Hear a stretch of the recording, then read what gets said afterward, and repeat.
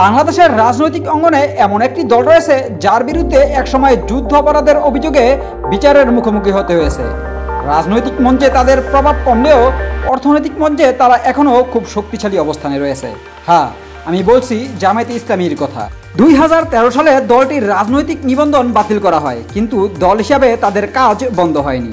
তাদের রয়েছে সুসংগঠিত রোকন কাঠামো এবং কোটি টাকার মাসিক চাঁদা এবং গোপনে পরিচালিত একাধিক প্রতিষ্ঠান ও আর্থিক উৎস। আজ আমরা জানব জামাত তাদের টাকা কোথা থেকে পায়, রোকন সদস্য কারা এবং তারা কিভাবে টাকা দেয়। তার আগে আমাদের চ্যানেলটি সাবস্ক্রাইব করে পুরো ভিডিওটি দেখার অনুরোধ রইল।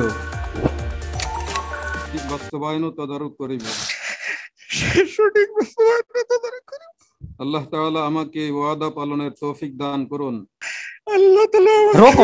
রোকন মানে জামাতের কেন্দ্রীয় অনুমোদিত সদস্য।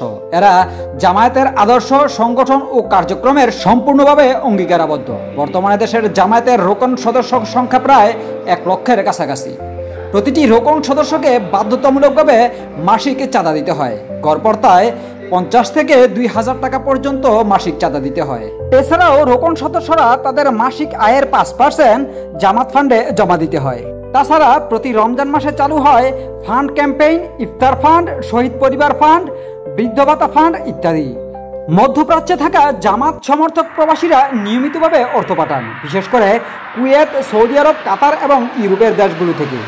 দাওয়া কার্যক্রম, ছাত্রবৃত্তি এবং মসজিদের ফান্ডিংয়ের আড়ালে এই অর্থ আসে বলে জানিয়েছে জামাত ফান্ডিং রিপোর্টস 2013। জামায়াতের দেশীয় অর্থ আয়ের উৎসগুলোর মধ্যে রয়েছে আল রাজি হাসপাতাল, ইবনে সিনা হাসপাতাল ও ডায়াগনস্টিক সেন্টার, যেখানে দেশের 15টি বেশি শাখা থেকে লাখ লাখ টাকা আয় করা হয়। রয়েছে মসজিদ মিশন একাডেমি, যেখানে 3টি বড় শিক্ষা প্রতিষ্ঠান এবং 20টিরও বেশি শাখা। এছাড়াও ইসলামী ব্যাংক, মেডিকেল কলেজ রাজশাহী, প্রায় 7000 কাউমি মাদ্রাসা ও অজানা সংখ্যক কোচিং সেন্টার, যেখান থেকে শিক্ষার পাশাপাশি বড় ধরনের অনুদান সংগ্রহ করা হচ্ছে। বিদেশি আয়ের উৎসের মধ্যে রয়েছে MWAB, যা association of Muslim welfare against of Bangladesh. এটি একটি জামাত ঘনিষ্ঠ প্ল্যাটফর্ম, যেখানে যুক্ত রয়েছে প্রায় 350টিরও বেশি স্থানীয় NGO। রয়েছে আল হেরা ফাউন্ডেশন, যেখানে দান, ওয়াকফ ও সমাজসেবার নামে অর্থ সংগ্রহ করে দেশে ট্রান্সফার করা হয়। জামায়াত সমর্থক আন্তর্জাতিক সংস্থাগুলোর মাধ্যমে টেকনিক্যাল শিক্ষা ও পুনর্বাসন ফান্ডের নামে আসে মোটা অঙ্কের টাকা। তাছাড়া দেশীয় এবং আন্তর্জাতিক মিলিয়ে প্রতি মাসে জামায়াতের ফান্ডে জমা হয় প্রায় 5 থেকে 7 কোটি টাকা।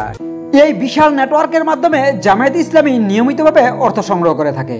রাজনীতি না করেও তারা মাঠে টিকে থাকে একটি ছায়া প্রাতিষ্ঠানিক কাঠামোর ওপর। এই প্রতিষ্ঠানগুলো থেকে শুধু আয়ই হয় না, বরং এগুলো হলো ইসলামের আদর্শ ছড়ানোর এক ছদ্মবেশী কেন্দ্র। এমন গুরুত্বপূর্ণ খবর সবার আগে পেতে আমাদের চ্যানেলটি সাবস্ক্রাইব করে পাশেই থাকুন। জানা অজানা তথ্য, মোহাম্মদ মিজানুর রহমান।